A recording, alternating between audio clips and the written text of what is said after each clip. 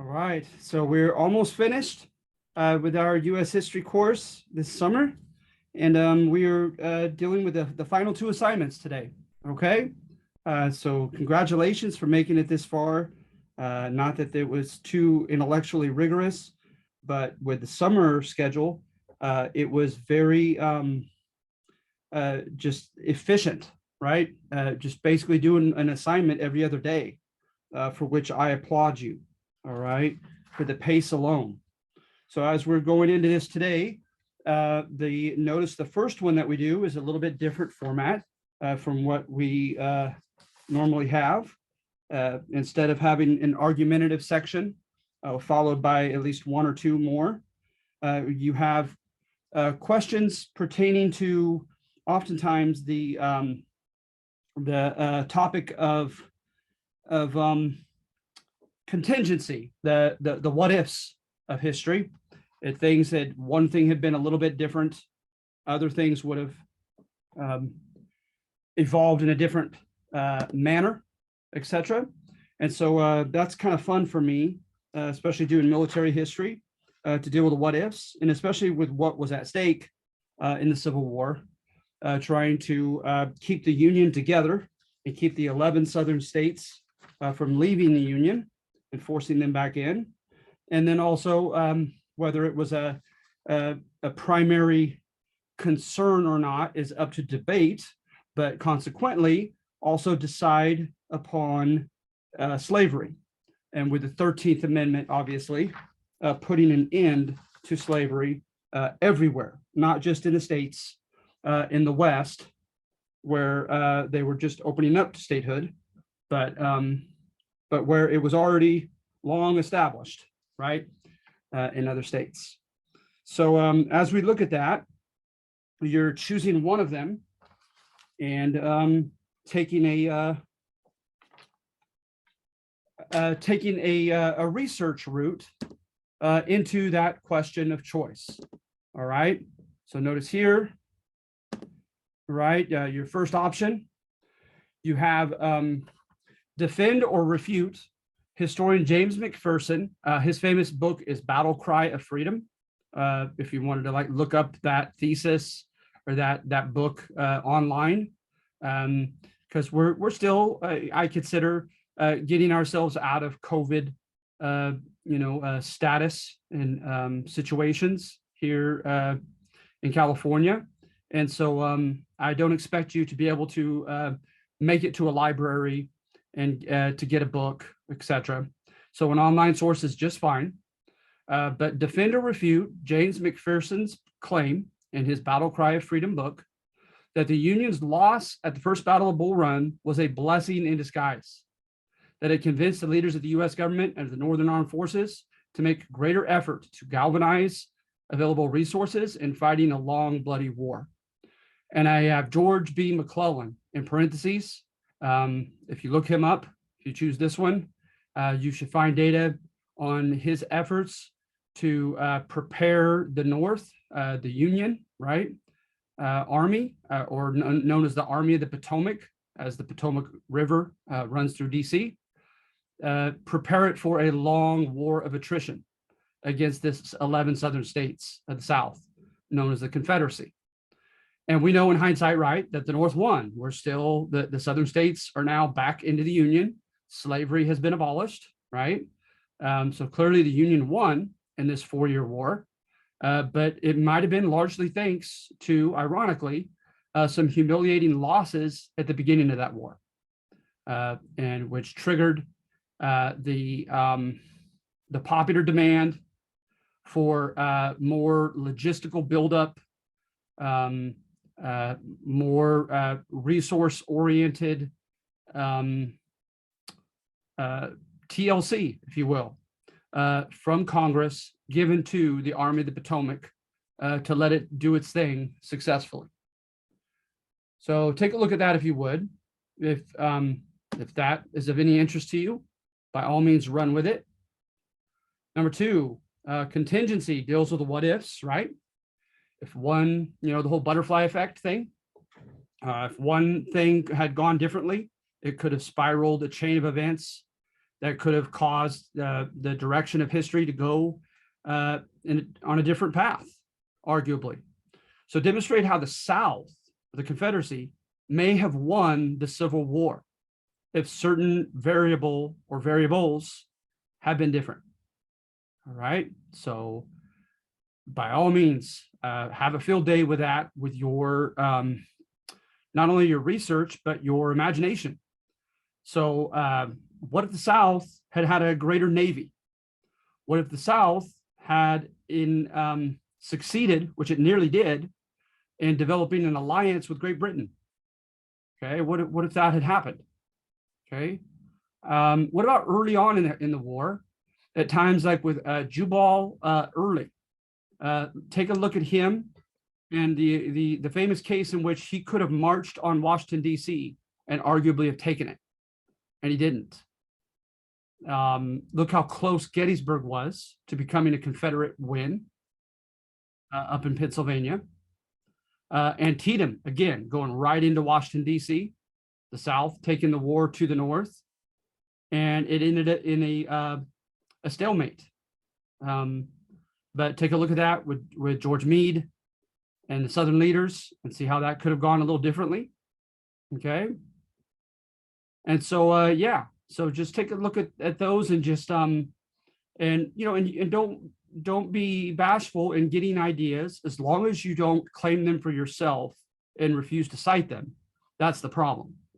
But as long as you cite, by all means, look up stuff on the internet about this contingency topic of how perhaps some historians believe the South could have won this war. All right. So that's option 2.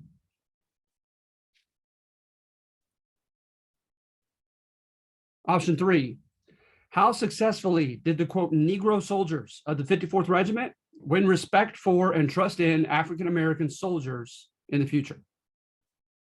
So on this one, right, when you find their attack on Fort Wagner or Wagner in South Carolina, it's going to be somewhat catastrophic. They're not going to take the fort. They're going to lose a very large proportion of their men for a single battle. But what you're focusing on is them losing the battle, but winning a bigger war, right? And what was that bigger war?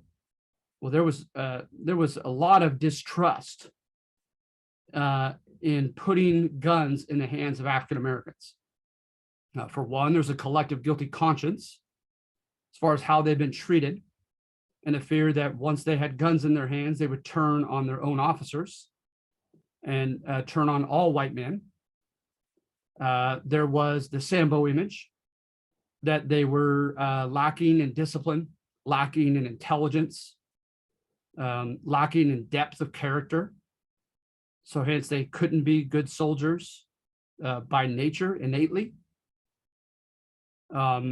You had the fact that, that they were just fighting for themselves and their own demographic, not for the country, for their own freedom, etc. And so hence that their loyalty wasn't to the Union per se, but to themselves and to one another.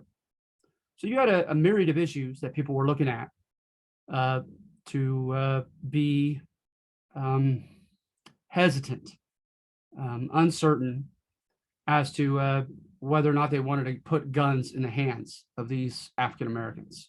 All right. But take a look at the 54th Regiment online, etc., if you could find a good book on it, and see how arguably public sentiment in the North began to change. Okay. How certain things started rolling in Congress to get that ball rolling, so to speak, in employing African Americans on the battlefield after their famous battle in South Carolina. All right. So yeah, take a look at that. That's a very interesting topic. Number 4, remember, you're just choosing one. in light of the carnage of the battles of Shiloh and of the Wilderness Campaign, and of Grant's directive to Philip Sheridan in the Shenandoah Valley, and to William Tecumseh Sherman in the Deep South, okay, to momentarily disregard the protocols of war, should present historians revoke the mantle of war hero from Ulysses S. Grant? And the Battle of Shiloh was preceded by 2 attacks at Fort Henry and Fort Donaldson in Tennessee, and he was waiting on permission to attack. He grew weary of waiting, and he attacked without permission. Then he moved men into a precarious position in which they were surrounded at Shiloh, and had them have to fight their way out of trouble with the help of the very superiors that he had defied, right? A guy named Buell, Carlos Buell, amongst them, who was very angry with him. So they had to first bail him out at Shiloh. And a lot of men were lost at Shiloh. It was brutal, brutal battle. And so he was defiant. He was, he didn't follow the chain of command per se in fighting.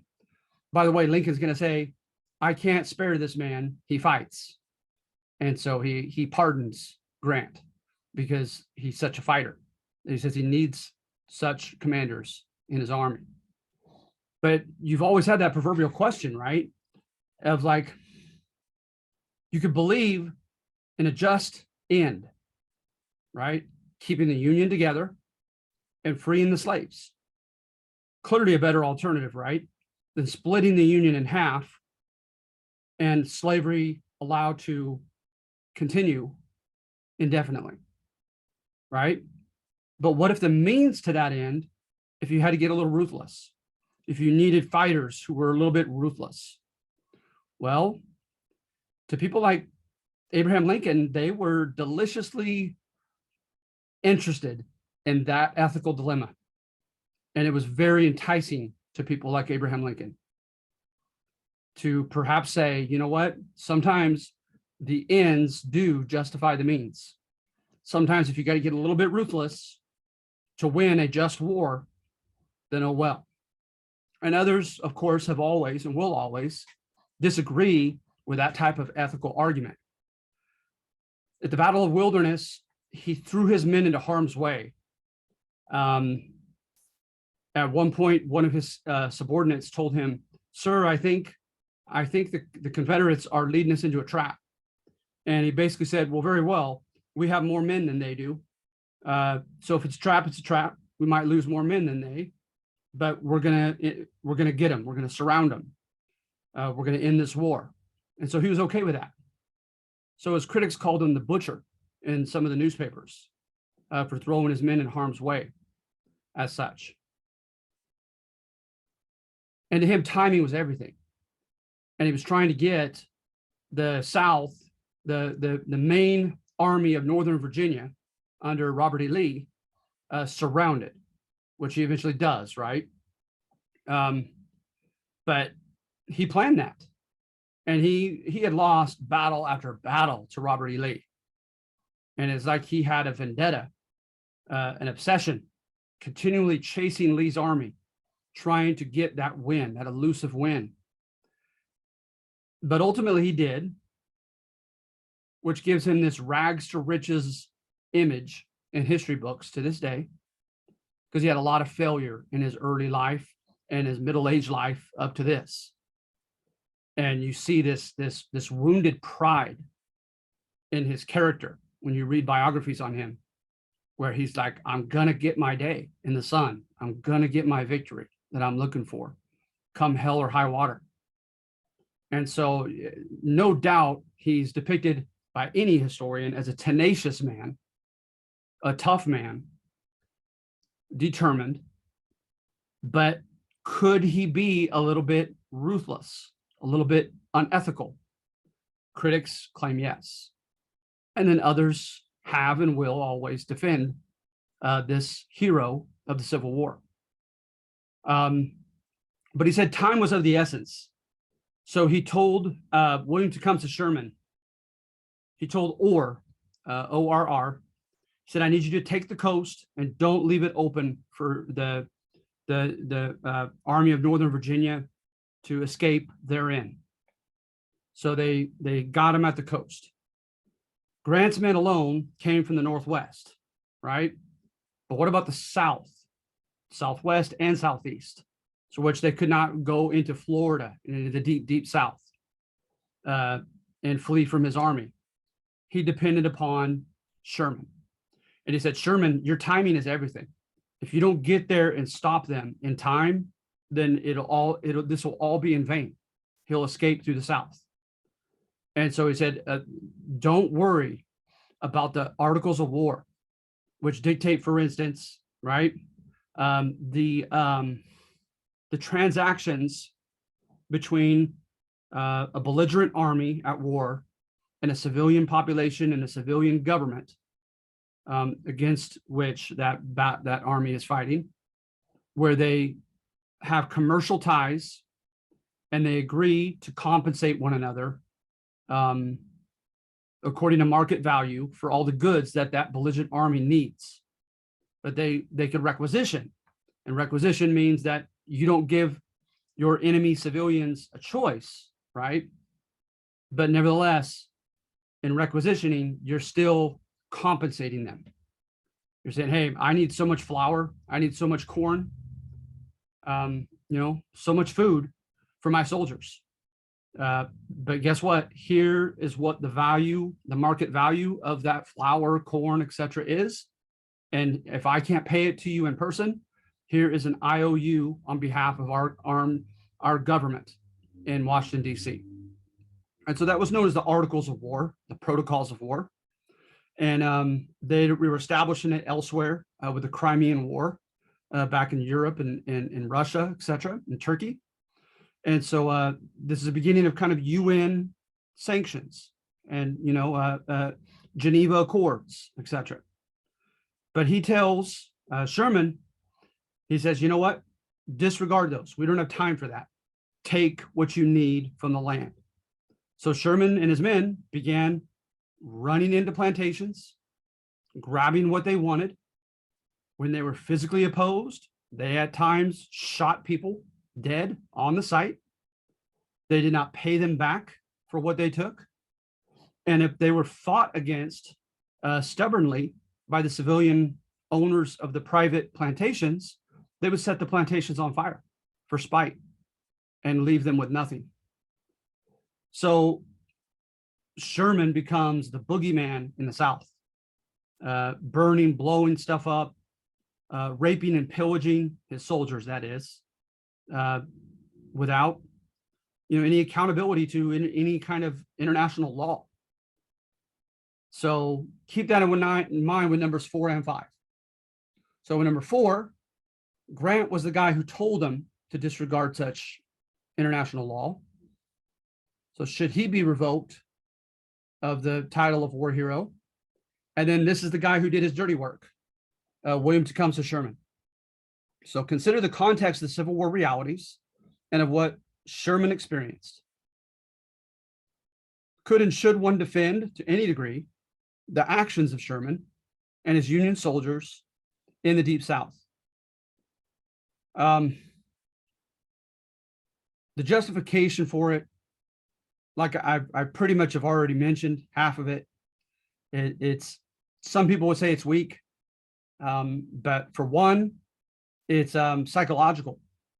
When you look earlier in the war, you have evidence of Sherman showing hesitation, sentimentality,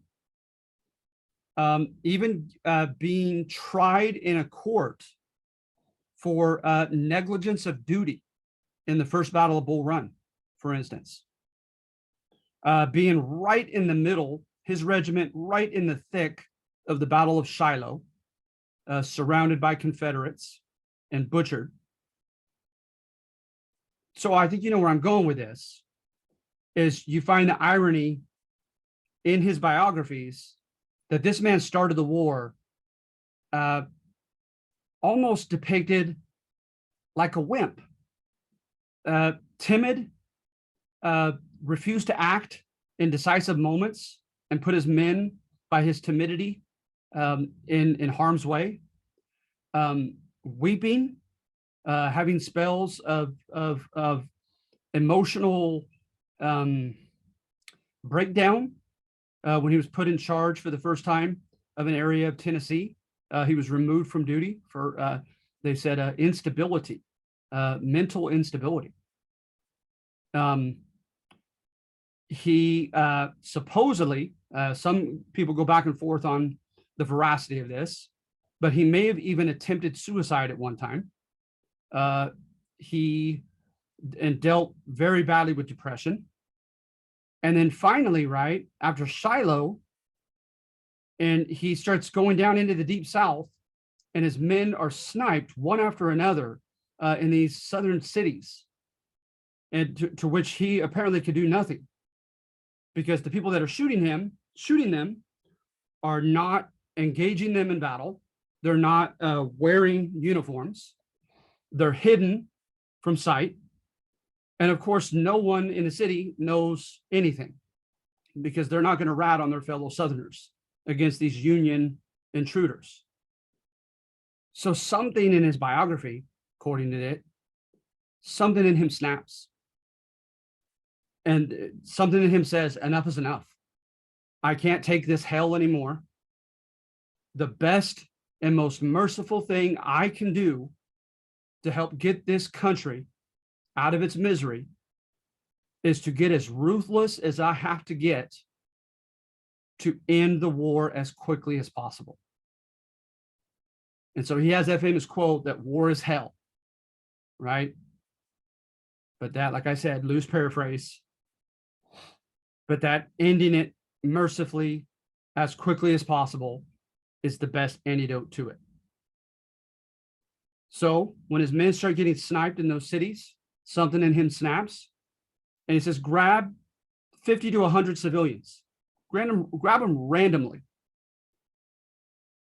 give them until noon to tell us who is shooting my officers off their horses out of these building windows. Oh, they don't know anything? Well, if no one knows anything by noon, have those civilians hanged in front of their fellow citizens at noon as a warning to all the others. So his men, they killed civilians. This was total war.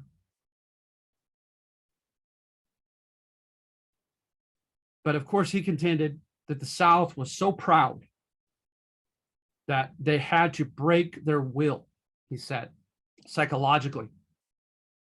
They had to be broken in will to end this horrific war. So he blew up railroad tracks, cut down telegraph wires. He burnt Atlanta, the city of Atlanta, to the ground because he had so many people sniping his men and so much fighting from the civilians that he burnt all the major buildings of Atlanta to the ground when he occupied it. And he made it on time to meet with Orr's men on the east to bottle up Robert E. Lee. Right? So please just choose one. Please do a little bit of research. I'd like to see, if it's not too much to ask, at least a page with a somewhat faithfully cited source. Okay.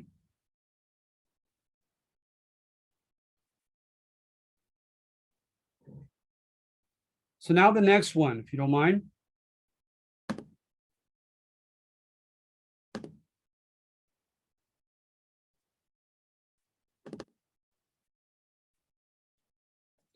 The titles give everything away. So number one, the federal government's zeal to change the South waned when the going got tough. So when you look at any standard textbook of the Civil War, right, you see at the end, the South was slow in accepting its loss. You had like three famous Johnston gentlemen who had Confederate armies. I can't remember which guy's first name was the final one. But you had one more Johnston and his army. You had the Texas Confederate Army. After Robert E. Lee surrendered, the primary army of the South, which was the Army of Northern Virginia, Jefferson Davis and the Confederate government in the South recognized that all was lost. But like I said, in Texas, with Johnston's army, they went around fighting for almost another year, refusing to accept their loss, their defeat. So then in the South also is you had an intense hatred for these Union troops that stayed in the South as conquering forces, right? As they would in a foreign country, literally with their military forts positioned in and around major cities of all the southern states, and go on patrol, walk in uniform with their guns throughout the day, and at night stand guard. So the South felt like they were like being treated as a subjugated foreign country, right, by a hostile foreign army. Then to add to that,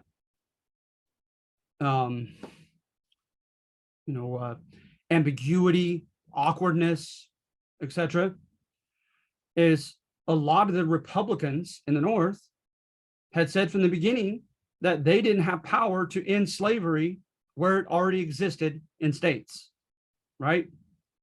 But we mentioned that last time. But like Abraham Lincoln and others early in his career, they contended that they do have power over federal Western territories, and that they could prohibit slavery before those new territories became states in the West.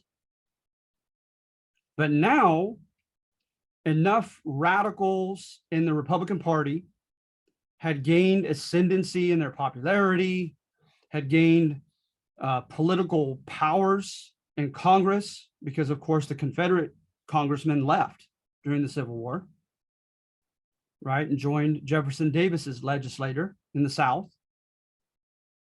So now suddenly the Republican Party is passing the 13th Amendment, which states that slavery everywhere in all states already established, as well as in federal Western territories, is prohibited, is done.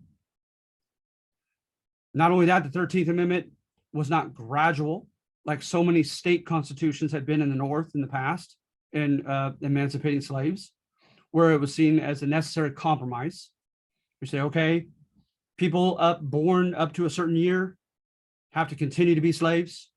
People born after a certain year are in the future free, for instance, right?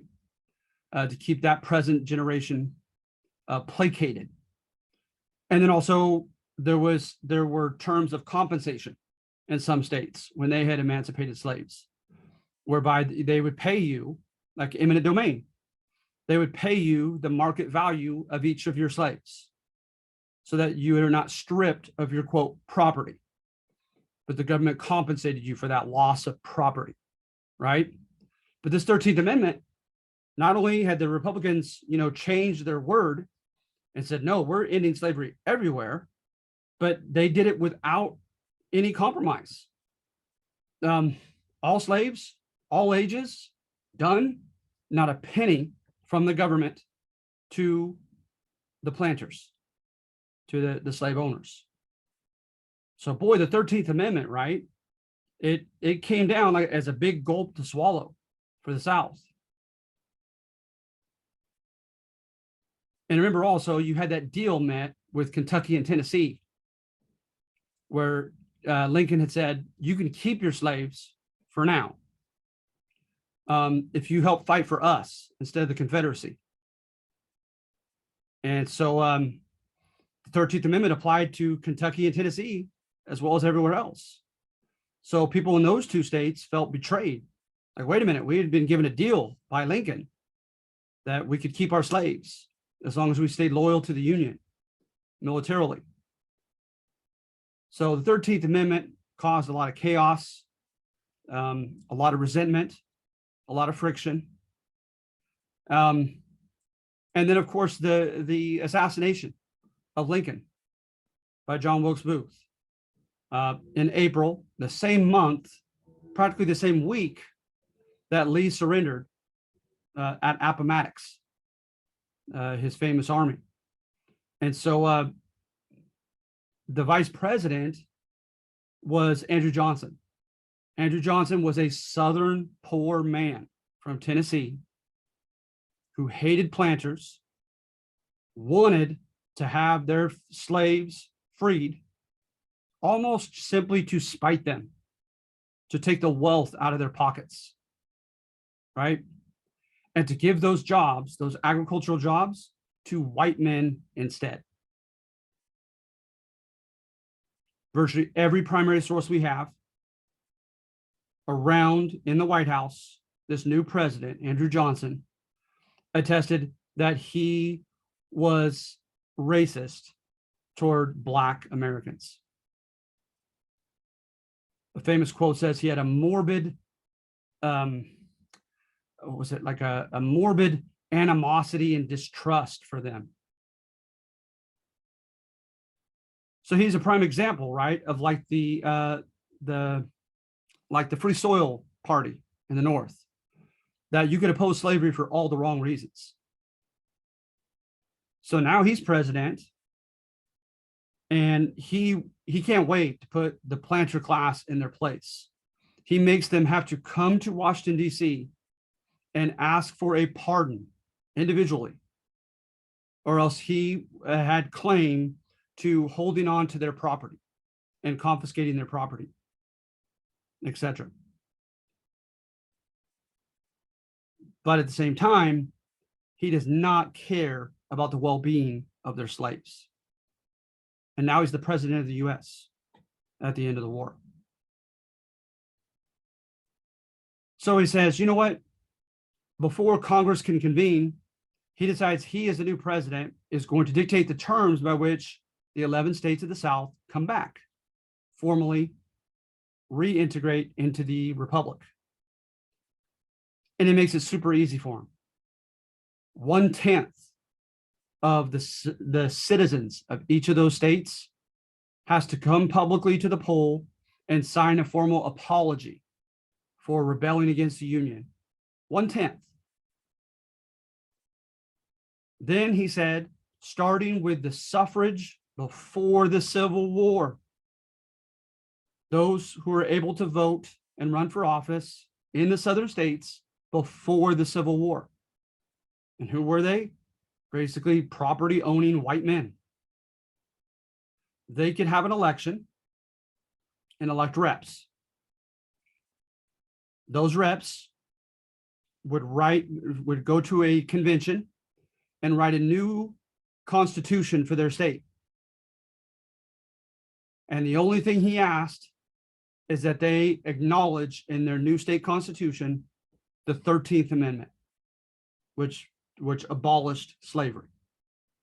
So even he, is a backward Southern racist, as our president, even he acknowledged the 13th Amendment.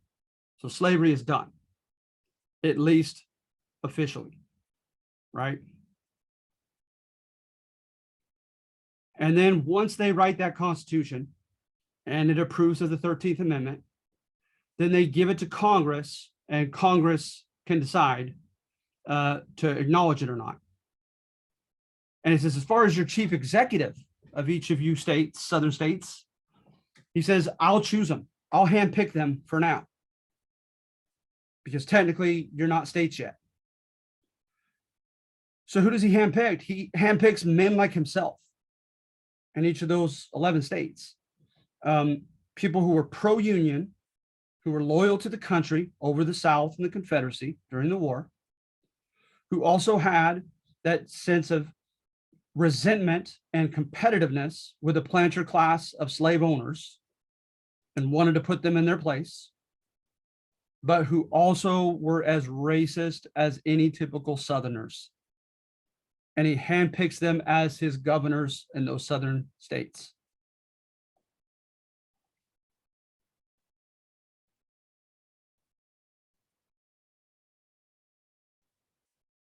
So then what happens with these new state legislators and new governors?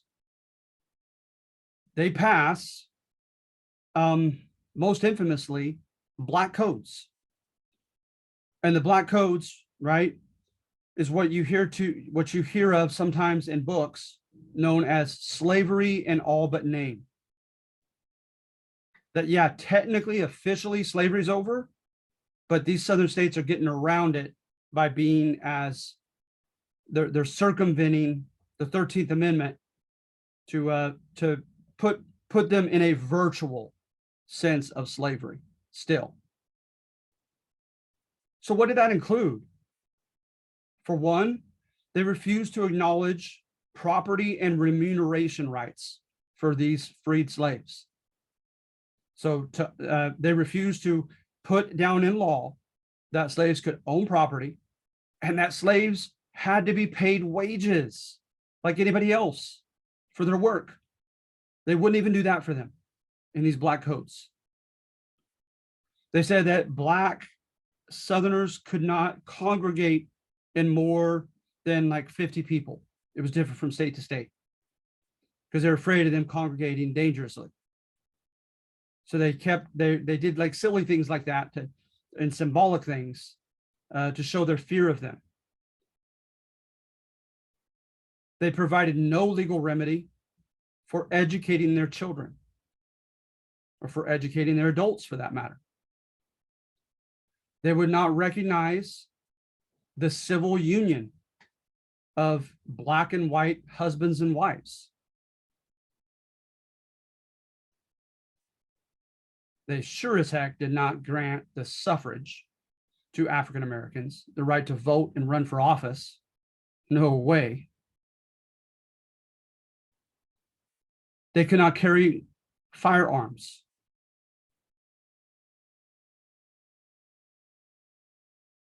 They were legally segregated in public facilities. So like Jim Crow a few years later.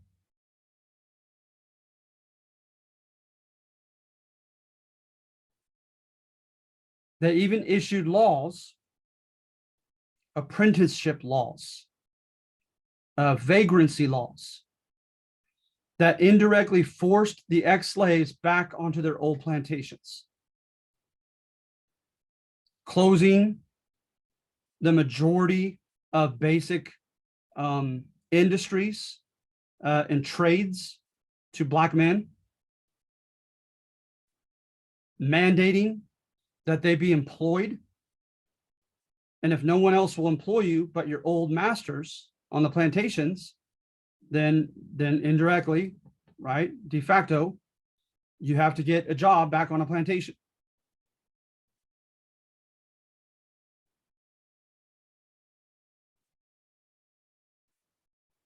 So I don't know if you guys have seen the Free State of Jones.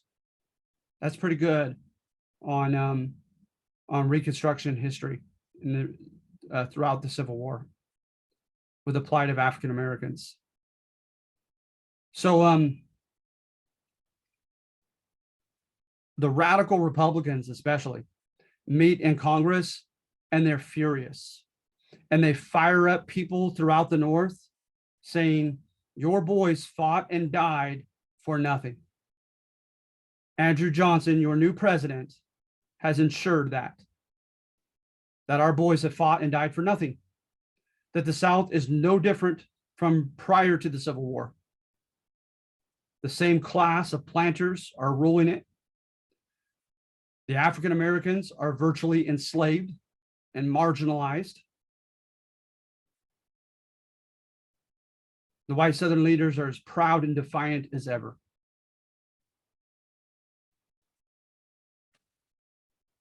So then supposedly there's an equal and opposite reaction. And it's demonstrated in the 1866 congressional elections, in which a majority of Northern congressmen elected that year were elected as radicals.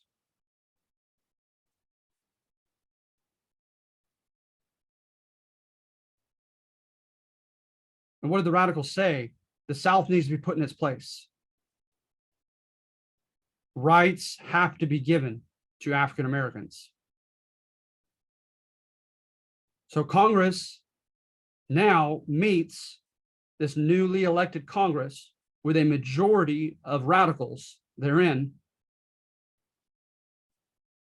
And they immediately became confrontational, not only with the South, but they became confrontational with their own president, whom they saw rightfully as their enemy.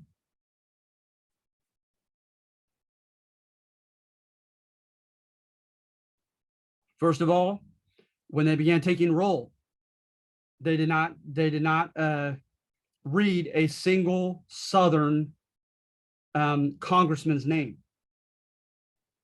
And they said, "Oh, you guys, we don't acknowledge you. We don't acknowledge you as representative of the South because you guys are not states yet. We never have approved of these new Southern states. Those were the president's making, and that was not his constitutional power to do so." So they forced the South to start over. So this time they put the South into 5 military districts with governors who had ties to the Union military and were explicitly given permission to declare martial law on the South, which did happen at times, especially against the KKK, when Ulysses Grant will be president next. Now they established the 14th Amendment that the South has to acknowledge in order to become states. And that's a big one, right? Anyone born or naturalized in any of the states is entitled to all the rights, responsibilities, protections, and privileges of citizenship.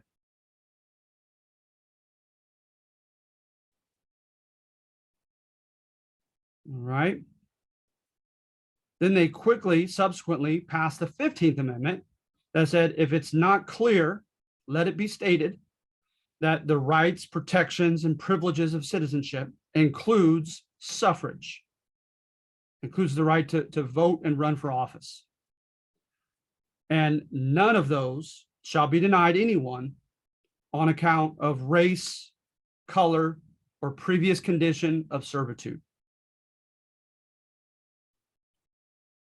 So now the Southern states, these new Southern territories, have a military governor over them. They have to agree to the 14th and 15th Amendment now.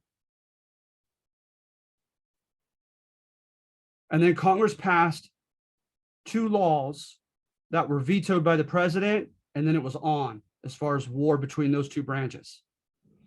They passed a basic property law that stated that freed slaves, have the right to remuneration, salaries for their jobs, and the right to acquire property, sell, rent, buy, etc. property. He vetoed that.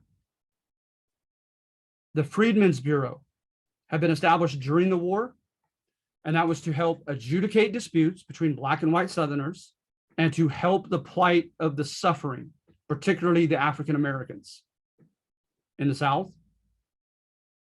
And President Johnson said that it was a racist organization because it had it preponderantly observed and sympathized with the plight of the Black people and not the white. So they passed a law to extend the Freedmen's Bureau. Congress did, to help out Black Southerners, and he vetoed it. So then they set him up for impeachment. The Constitution states that the president has the right to appoint, right? The right of patronage, to appoint people to a myriad of positions. And it says, however, with the approval of the Senate, right? But what about removing them? Does he need the approval of the Senate? Well, they used that loophole as an opportunity to pick a fight with him. And they said yes. They passed a law quickly that stated that he cannot remove anybody, either who he or even his predecessor, Abraham Lincoln, had appointed without the Senate's approval. And he moved on it, and he tried to remove someone. So they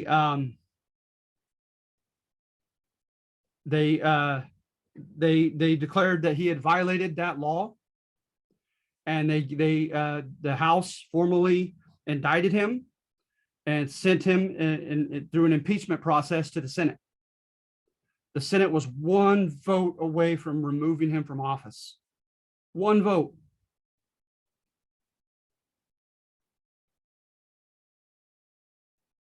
He vetoed a couple more after that, and they just simply were able to override his veto. And something in him broke in his will, and he stopped fighting against Congress, and he grows very silent on the historical record. And so now Congress feels as if they have no major obstacles in their way, and they could have their double agenda of putting the South in its place, and also triple agenda, moving the South upward toward a progressive, paradigm, and also giving some basic rights to African Americans.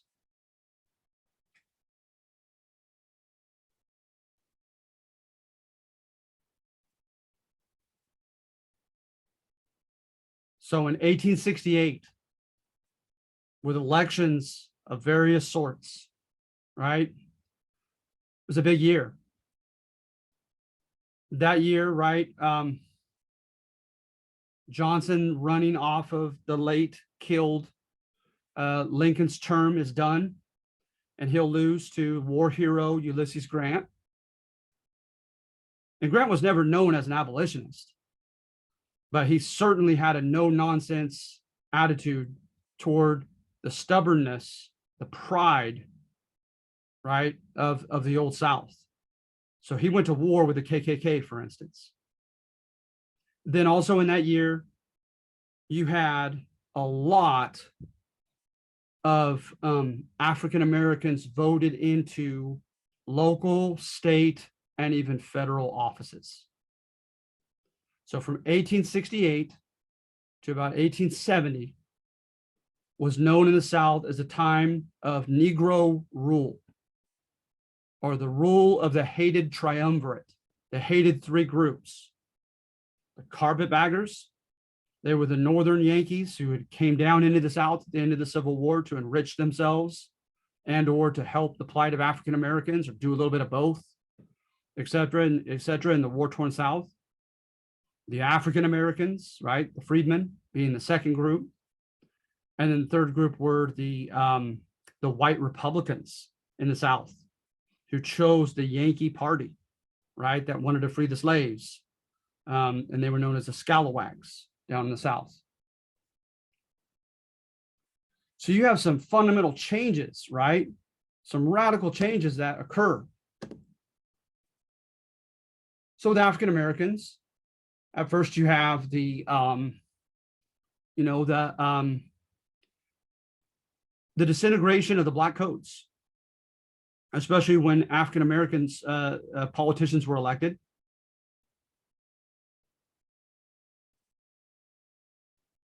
But when you read Eric Foner, F-O-N-E-R, and some of the famous historians of the Civil War and of Reconstruction, you'll notice that the African Americans were very much aware of the full context that they were coming onto the main stage. They knew about the Sambo image and what had been thought about them, white fears about them, etc. And it's very impressive to read in some of these books some of the speeches made by African American politicians trying to balance a desire to assuage that fear and tell them, hey, we're not here to initiate, a Haitian revolution, right? Like when the Haitian slaves virtually killed almost all the white French masters on that half of the island. They said, hey, we're not here for that type of violent revolution. We want to collaborate with our white Southern counterparts, right? What we're asking is just basically fair and just, with a sense, balancing that with a sense of kind of righteous indignation of what they had suffered for so long, and saying, but we do that little that we do want as far as change, we demand, right? And so what were some of the things they did is, for one, they opened up public school systems for Black and white kids to go integratedly together. Two, they opened up money into the prison system to reform the inmates, etc., and prepare them for civilian life. They opened up orphanages and asylums for the homeless and the poor. They began the beginnings of kind of the modern welfare state for the marginalized and helping those in need, etc.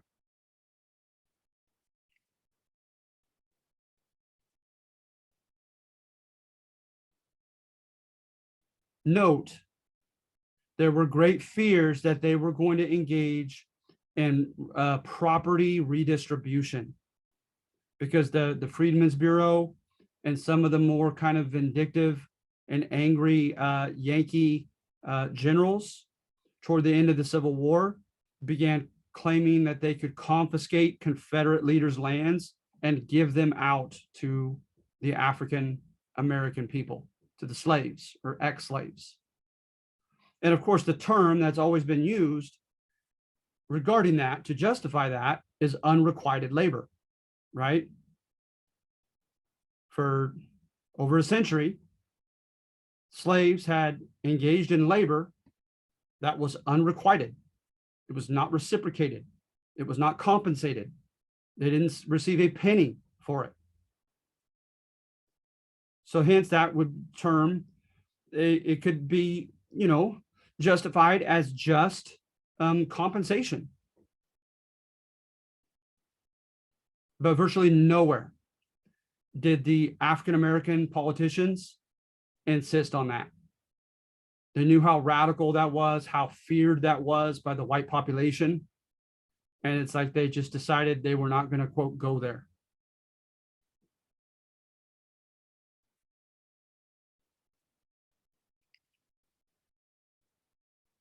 But just from the percentage of African-American politicians who are either elected or appointed by those who are elected into certain offices, you have enough to see in books, again, like those of Eric Foner, that that the white population was taking this as karma.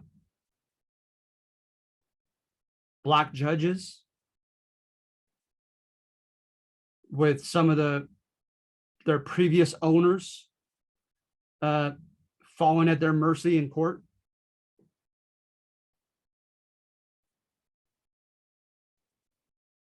Black comptrollers going and assessing the worth of their ex-master's property, and therefore how much that property ought to be taxed by the state.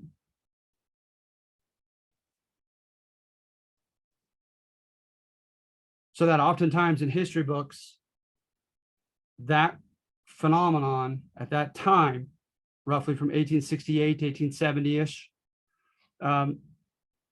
They'll have the expression at the top of that part of the chapter, bottom rail up, because there was an anecdotal story of an ex-slave who had run away from his master, joined the Union Army, and took his master as a prisoner of war at the end of successfully defeating him in battle.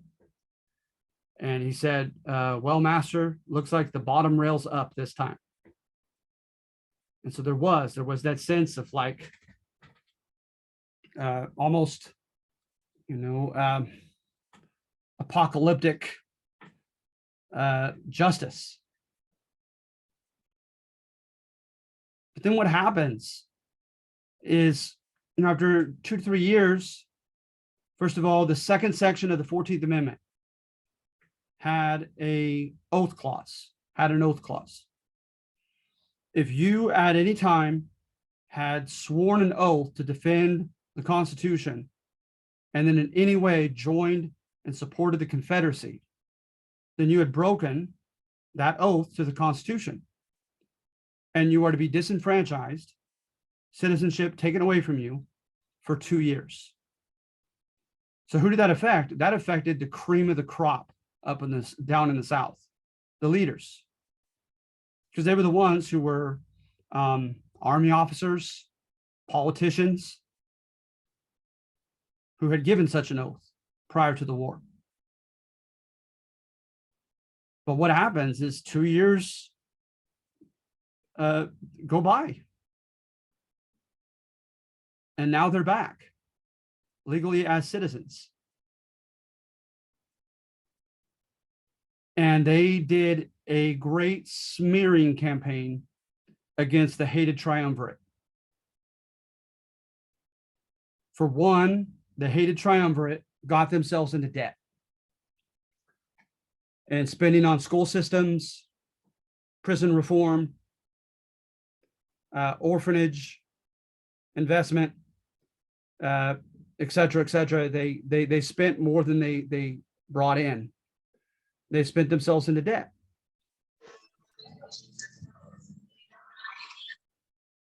Right.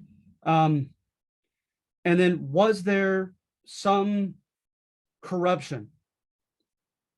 Yes.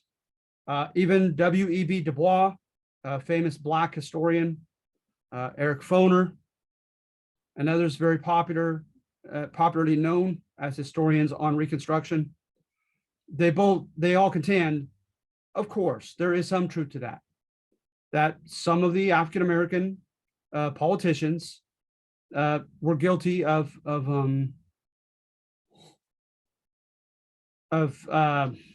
bribery, of graft. So, I mean, let's start with those two. You have a desire to create a road or a railroad through town. Who do you go with? You have 3, 5, 8 different suitors asking for the city's business. And you're part of the city council, the mayor, the state legislator, if it's a state level project, right? The governor, etc. And you have an opportunity to decide. They're going to offer you, at least 1 or 2 of those parties are going to offer you a bribe to go with them instead of their competitors, right? The whole quid pro quo. You scratch my back and I'll scratch yours. So that did happen at times. Graft. They realize through secret information that they're going to develop a certain area in the state or city or county. And the public doesn't know yet. But those who do know act on that knowledge and try to buy that land so they could sell it for quadruple worth to themselves, sell it to the local government and make money off of that.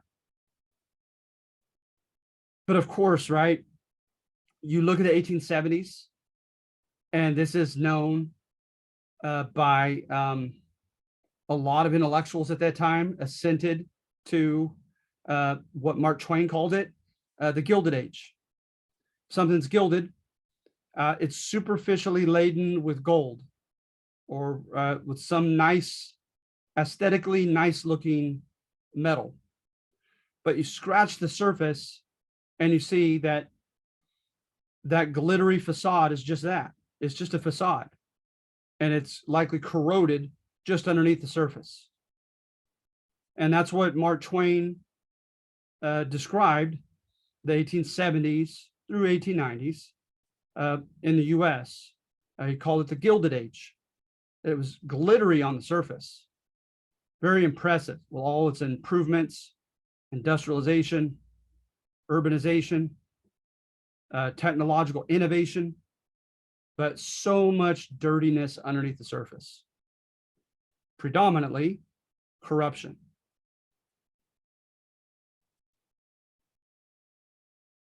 So yes, they were in circumstances, these African-American politicians, that were ripe with temptation. And some of them partook of that temptation.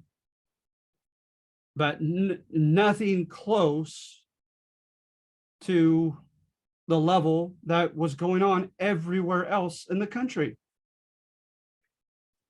And in Western Europe, for that matter, during this decade of the 1870s. So the African Americans in particular were thrown under the bus in newspapers, public rallies, etc. They called it Negro misrule. And then their fellow white Republicans at this crucial moment did not have their back.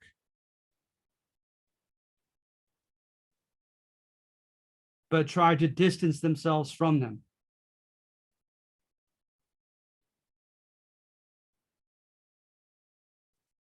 And with the black and white Republicans in the South no longer united, with the African Americans through the press, etc., greatly blamed, popularly blamed for everything that was wrong or immoral, with the re-enfranchisement, right, the reinstitution into citizenship of those who had broken their oaths, old white elite in the South, their organization skills, etc. Then also with terror. Nathan Bedford Forrest and his Ku Klux Klan was ruthless from the very beginning.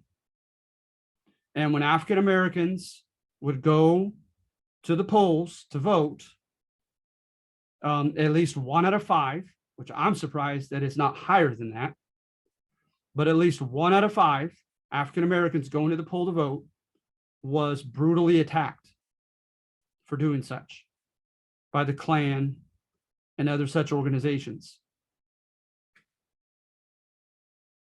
So terror came back in to put an end to this revolution, if you would, in the South. And then also you have the passing of time. Because the war ended in 65. Now we're talking about the 1870s.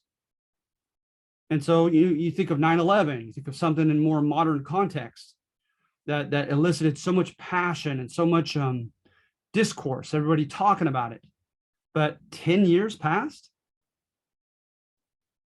Virtually all that, its potency, its relevancy, it just sadly wanes. It goes away year by year. So arguably the same thing here is the North in particular began losing interest in what was going on in the South. They had drama in the West in the 1870s. As you may recall, Custer and his men getting murdered in Montana by the Sioux and the Cheyenne warriors at Little Bighorn.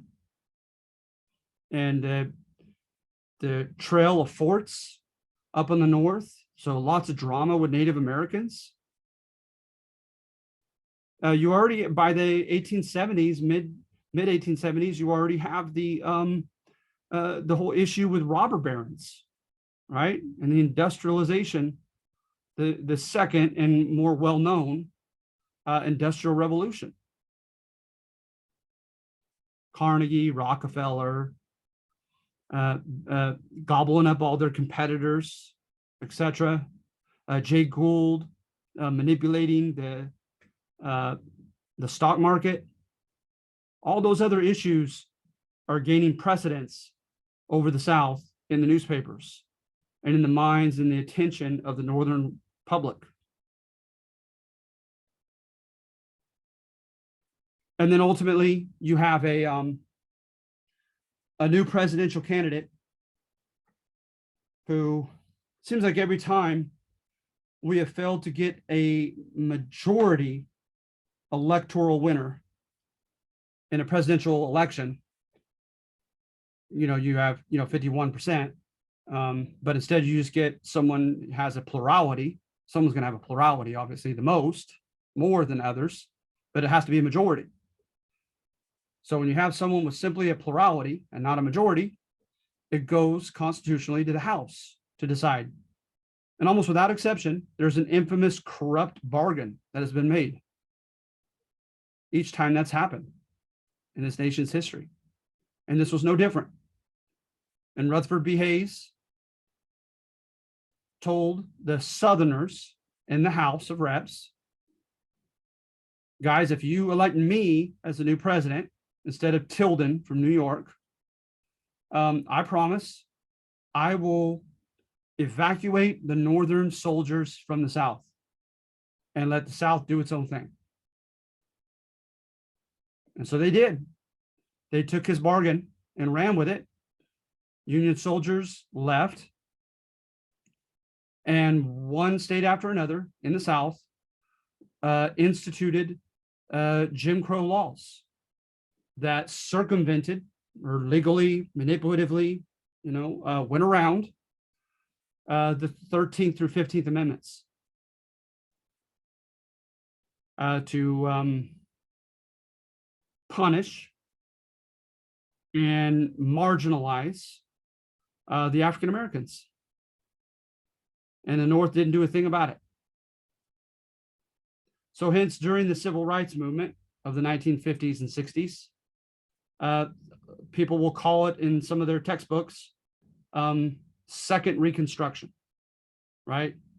Having a second go at this process of reconstructing the South. All right. So with number one, you're looking at evidence of that. You're looking at evidence of, just like the title implies, that for a while, for a short stint, there was great zeal in trying to revolutionize the South. But when the going got tough, the Republicans did not stick together, and it didn't work. It didn't stay. It didn't stick. All right. And then number two, again, is pretty obvious in its intention by way of the title. Reconstruction failed because it did not squash racism at its source.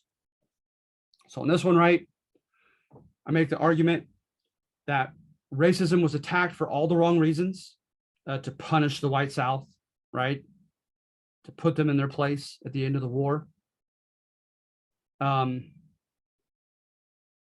That the safeguards in trying to help the plight of African Americans were merely legal. They were just laws that were made at multiple levels, and that, quite frankly, laws can't make a person stop hating, distrusting, fearing another person of another ethnicity, skin pigment. That if they wanted lasting change, they should have done something to better ensure integration, for instance, of Black and white children in school. because they started that off, right? But as you read on, the white population just withdrew their children from those schools and refused to have their kids go to school with black kids. So we don't know how well that could have, ameliorated the problems of the racist South, because it just didn't happen. They couldn't enforce it through mere law. Miscegenation just didn't happen. Some say miscegenation constitutes a step toward integration, and that black and white families together are all going to collectively love and adore their biracial grandchildren.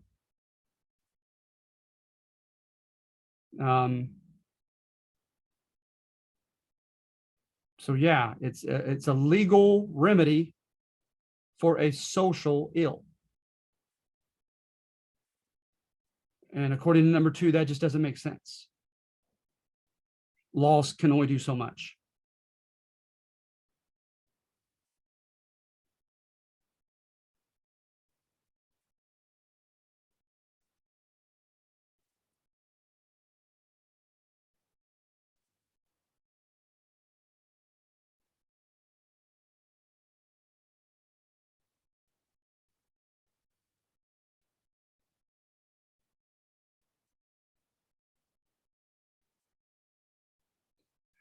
Because the proverbial weed of intolerance was not pulled out by its proverbial root.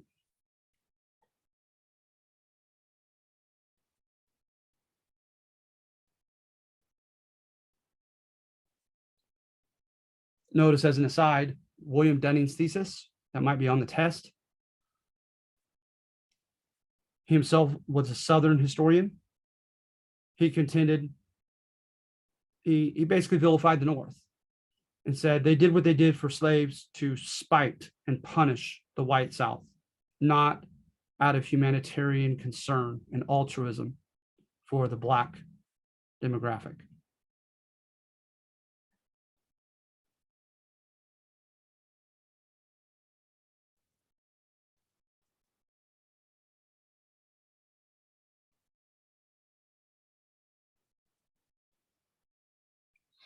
Legal and institutional remedies will never suffice for a problem in the human head and heart.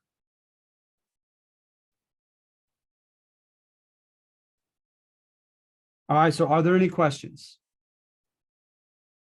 Yes, Julie. I was wondering if by any chance you could post this recording. I'm at work, so it was kind of hard to hear a lot of the parts. Sure. I just started work up this week, so it was kind of difficult even for the Tuesday's assignment, but I was able to get that one, or the Tuesday's Zoom call, but I was able to get the assignment done. But I was wondering if you were able to post this recording by any chance. Of course. Okay, thank you so much. No problem. No problem. Right, anybody else?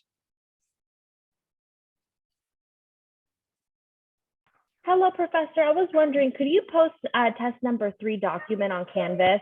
Absolutely. Absolutely. Okay, thank you. Thank you. All right. I will do that this evening for sure. All right. Anybody else? Okay, thank you. Thank you for coming. You'll get your extra credit for 2 assignments, okay? For both the Civil War assignment and Reconstruction. So congratulations. All right. Thank you, Jacqueline. All right, you guys have a great evening, okay? And so the next time we meet will be next Tuesday, and we will be covering test 3, and that is it, guys. And you've made it. All right. So thank you. Congratulations. Thank you. Have a great weekend. You too. Thank you.